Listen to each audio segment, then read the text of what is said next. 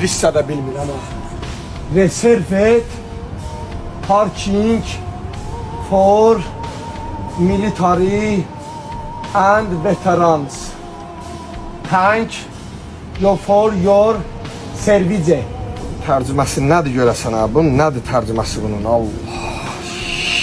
Çəkər görə tərcüməsi nədir? Hərbi xəbərlər və veteranlar üçün ehtiyata alınmış parking. Xidmətinizə görə təşəkkür edirəm.